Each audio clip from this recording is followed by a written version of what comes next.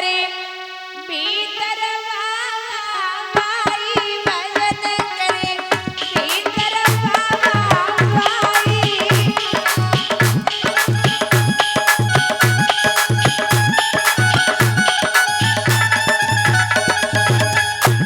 दोनों माला लेके बैठे आसन डारी लो आंगन में लो आंगन में माला तय उठाई भजन करे भीतर बाबाई भजन करे।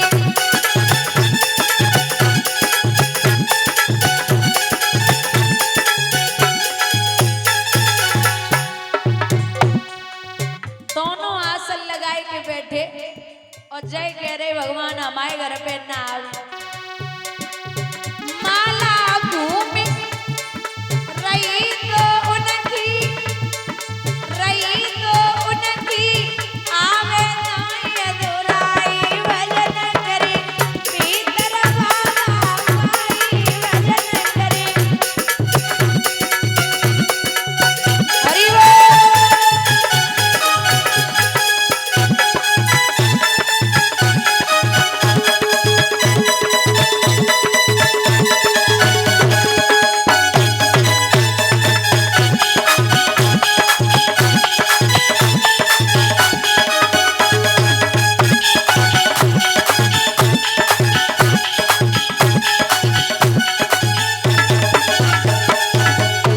ये दोनों तो माला जप रहे हो तब तक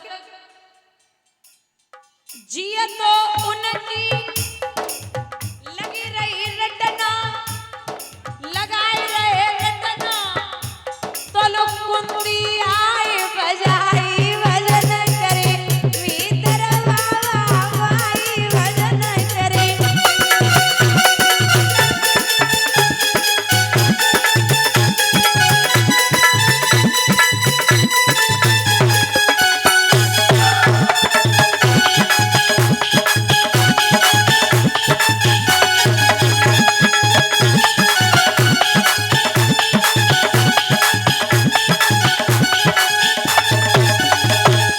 ये जिया तो उनकी लगी रही रटना लगाए रहे रटना तो लोग कुंती आए बजाई भजन करे भीतर बाबाई भजन करे।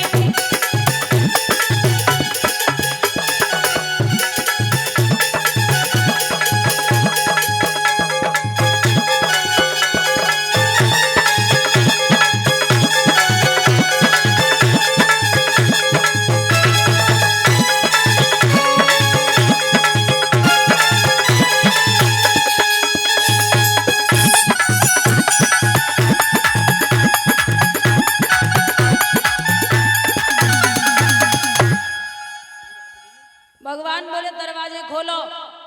अब विदुरानी बोली तुम खोलो विदुर जी बोले तुम खोलो। सो विदुर जी तो पीछे वाले दरवाजे से निकल गए विदुरानी पहुंची। आओ कृष्ण। भगवान बोले मैं तो आ ही रहा हूं लेकिन तुम्हें इतनी देर कुंदी खोलवे में काहे लगी? वो मैं स्नान कर रही थी। भगवान बोले वो तो हमें पता तुम्हारा स्नान कैसे चल रहा हो। तो भूख लगी है काकी कुछ रखा हो तो दे दो। सो महाराज केले रखे हुए थे प्रेम के बस में ऐसी फंसी महाराज छिलके जो हैं वो कृष्ण को खिलाने लगे हैं काकी और गिरी फेंकने लगे। बड़े चाव से कन्हैया उन छिलकों का भोग लगाने लगे। काफी देर हो गई छिलके खाते खाते। विदुर जी आए बोले अलग हट क्या कर रही है मैं खिलाऊंगा। अब विदुर जी छिलका फेंक रहे और गिरी खिलाए रहे। कुछ देर बाद हाथ जोड़ के प्रश्न कियो श्याम सुंदर सच बोलना माधव जो स्वाद काकी के छिलकों में था वो इस गिरी में है या नहीं है। सोई भगवान आंखों में आंसू लेके बोले कि काका चाहे बुरा मानो या भला जो स्वाद काकी के छिलकों में था वो इस गिरी में नहीं है। आप जानते हैं ये छिलका और ये गिरी है, लेकिन मेरी काकी नहीं जानती थी कि मैं क्या खिला रही हूँ। हमेशा भाव का भूखा रहा हूं। ऐसे प्रेमी हैं। स्वयं अप्सराएं भक्त को डरा रही, लेकिन नहीं मान रहे हैं। तो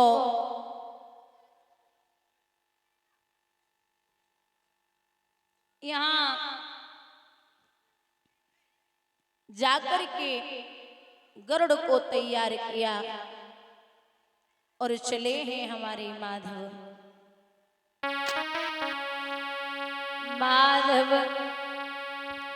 बैठ गरुड़ पे आए जी, जहाँ पे वो ध्रुव तपोए।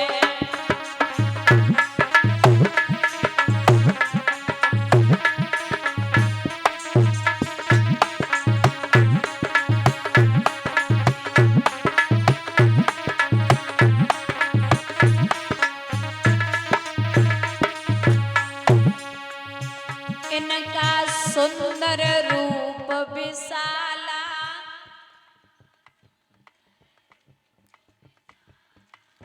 गले पड़ी वैजंती माला।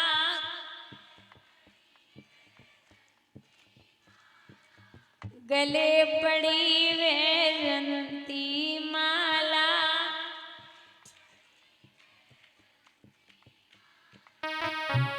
एक फूल कमल कर लाए जी, जहाँ पे वो ध्रुव तपोए।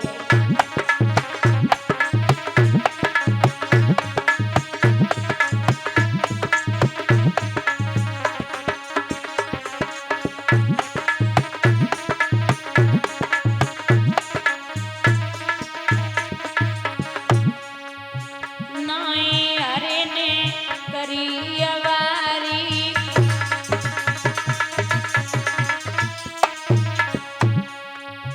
बैठो देखो है तपदारी।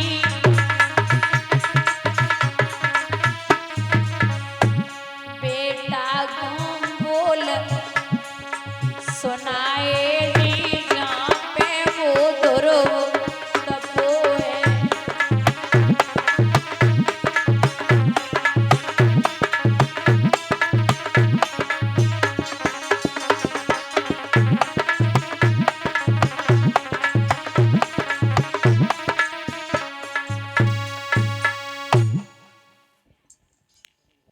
भगवान आए और बोले हैं कि ध्रुव आप हमसे कुछ मांग लो। सबसे पहली बात तो ये है दादा कि हजारों बार ध्रुव को हजारों बार पुकारा, लेकिन नहीं सुना। भगवान ने जमीन पे ठोकर मारी, जमीन पे ध्रुव मुंह के बल आने ही वाले थे, भगवान ने हाथों में ले लिया। बाबुल की सूरत देख देख ध्रुव जी टकटकी लगाए गए, और जब याद मात की आए गई, नैनन से आंसू आए गए। ध्रुव जब रोए हैं तो भगवान बोले कि लाला क्यों रो रहे हो, मुझे माँ की याद आ रही है। तू हमसे कुछ मांग ले। कहा कि मैं बेटा हूं हे नाथ पिता, तो तुमको ही सब चिंता है, तुम ही सोच कर बतलाओ इस बेटे के लायक क्या है। आप ही बता दो, आप बताइए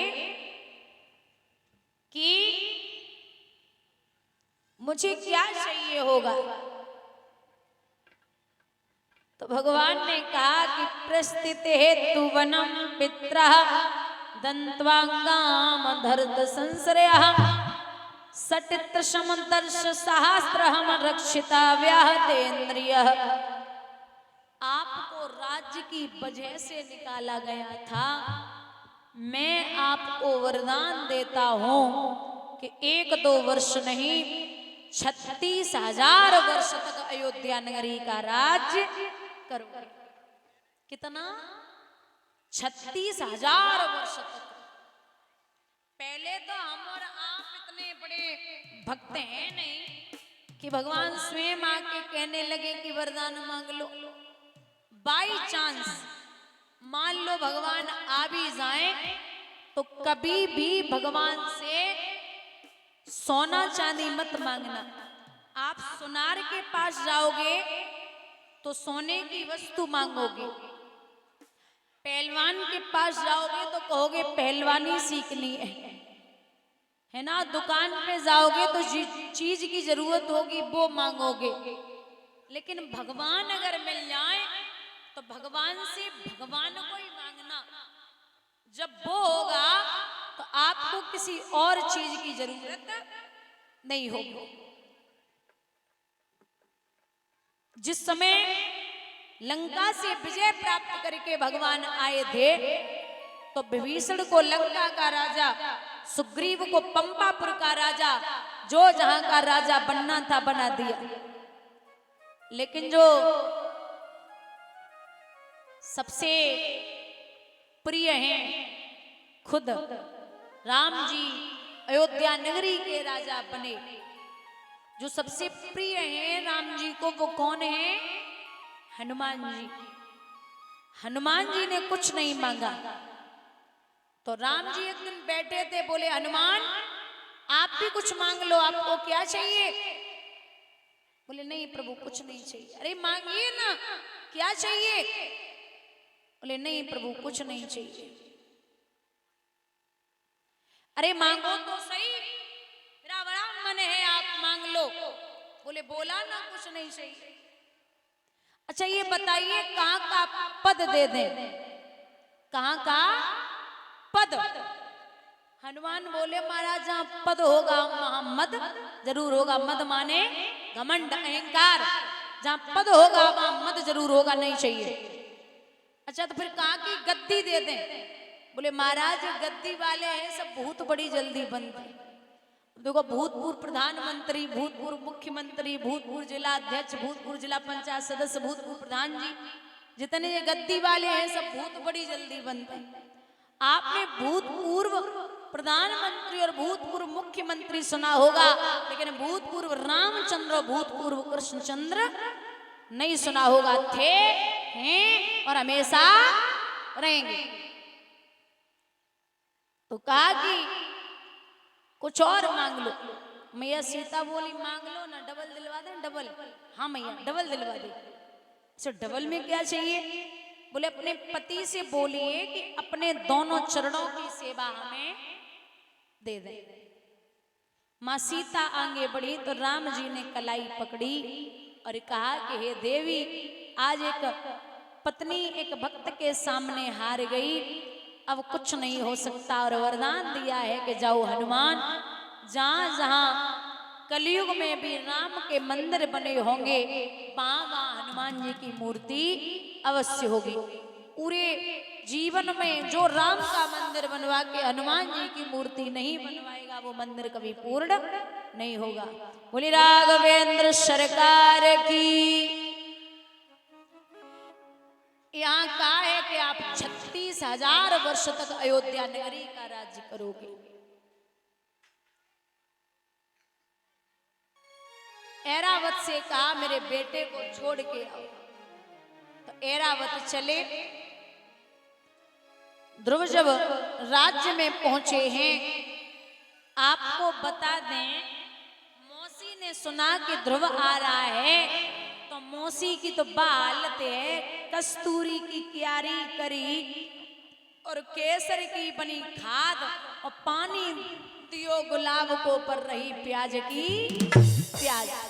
आप प्याज में चाहे कितने इतना सेंट डालो वो अपनी बदबू ना छोड़ेगा। भाई मौसी की हालत है। ध्रुव बोले मैया दरवाजे खोल दे, मैं भगवान को प्राप्त करके आया हूं। मौसी को बड़ी शर्म आ रही है, दासी से बोली तनिक जहर ले आ जो मैं खा के मर जाऊं। जिसको मैंने चबूतरे से नीचे फेंक दिया आज वो तपस्या करके सुदासी बोली तब डायन बने धक्का मारो, अब जहर मंगाए रही हो, मिटनी नाय कारों चरोए के कहा छुटाए।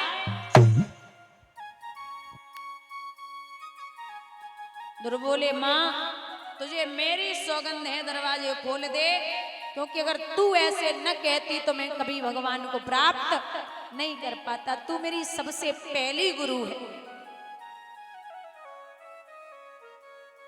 कहते हैं गुरु बिन ज्ञान कहाँ रखता है, हीरा सजन मगमा रखता है, हीरा सजन मगमा रखता है।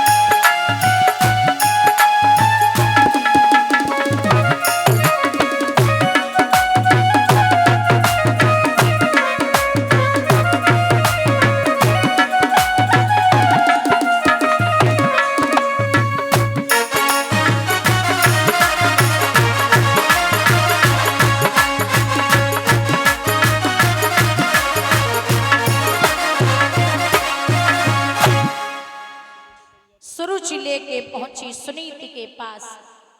एक बात और बता दें दादा,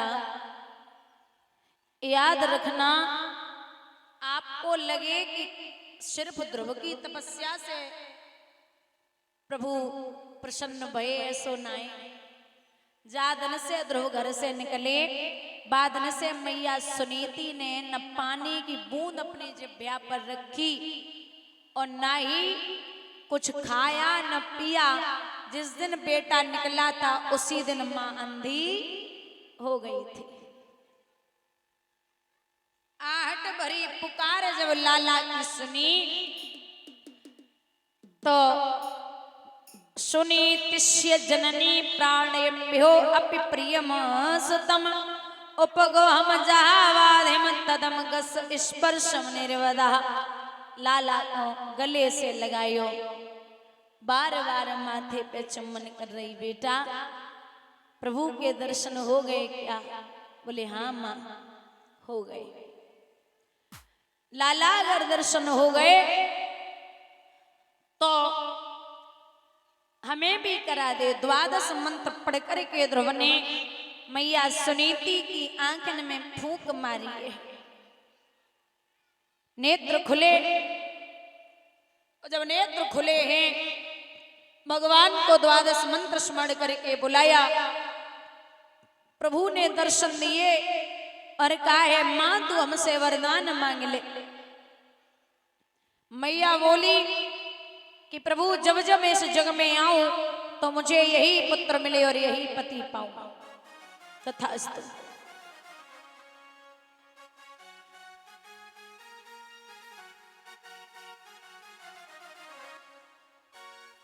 इस प्रकार से प्रभु अंतर ध्यान हुए। ध्रुव जब शादी के योग्य हुए तो आप सब जानते हो कि ध्रुव ने, जो ध्रुव के पिता थे उनकी 2 शादियां हुई थी। ऐसे ही ध्रुव की भी 2 शादियां हुई थी।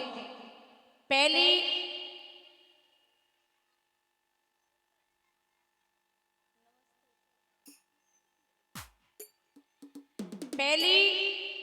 पत्नी है सुषमार की पुत्री भ्रमी। इनके 2 पुत्र हुए कल्प और वत्सर। दूसरी पत्नी है वायु की पुत्री इला। इनके 1 पुत्र हुआ जिनका नाम है उत्कल। ध्रुव की 2 शादियां हुई थी, 3 पुत्र थे। ध्रुव का जो छोटा भाई है जिसका नाम है उत्तम, वो एक दिन कुबेर की बगिया में शिकार खेलने के लिए गया तो कुबेर की लड़की वहां बैठी थी। बोली भैया भूखे हो तो भोजन कर लो, प्यासे हो तो पानी पी लो। बोले पानी तो तभी पीऊंगा जब तेरे साथ में विवाह कर लूंगा। कौआ अंधो रात में दिन में उल्लू होए, कामी अंधो रात दिन जगी बुद्धि गई सब खोए। कामी पुरुष 24 घंटे अंधा रहता है। बोले अगर मेरे पिता को पता चल गया तो जिंदा जमीन में गड़वा दिए जाओगे। उत्तम बोले तुम्हें बाद में देखे, बाप को ही पहले देख ले। वहां से चले तो बीच रास्ते में कुबेर के यक्षों ने उत्तम को मार दिया। उत्तम जब मारे गए तो जैसे ही ध्रुव को खबर लगी वैसे ही धावा बोल दिया, पूतने अकेले ही लड़कर शत्रु का दिवाला फोड़ दिया। कुबेर और ध्रुव जब आमने सामने आ गए तो ध्रुव के बाबा का नाम है मनु और मनु के पिता है ब्रह्मा। जवाब दिया कि लाला क्रोध पाप का जड़ होता, अब और किसी का क्या लोगे। इस क्रोधा बल में हे लाला अपनी शक्ति जला लोगे, क्रोध न करो। मेल मिलाप हुआ। 36,000 वर्षों तक ध्रुव ने राज्य किया। उसके बाद में तपस्या करने के लिए गए तो वहीं पर ध्रुव के लिए आ गया विमान। विमान में बैठ करके ध्रुव जब बैकुंठ में पहुंचे हैं तो भगवान ने वहीं उत्तरी दिशा में स्थापित कर दिया, जिसे हम और आप बोलते हैं ध्रुव तारा। एक बात और, जिस व्यक्ति को 6 महीने से ध्रुव तारा दिखाई न दे तो समझ लेना उसकी मौत नजदीक आ गई। पूरे परिवार को एकजुट कर दिया। अंत में उस भक्त की बारी आई तो उत्तरी दिशा में स्थापित किया गया। पूरा परिवार एकत्रित, कहते हैं ना कि दादा चलती चाकी देख कर गया कबीरा रोए और 2 पाटन के बीच में साबित बचा न कोई। लेकिन चाकी जो होती है ना, आप गेहूं बेजर जो भी डालोगे वो पिस जाएगा। लेकिन एक मानी होती है, चाकी में मानी होती है ना, बात से अगर जो डालोगे वो उसमें फंस जाए तो वो पिसता नहीं है, बच जाता है।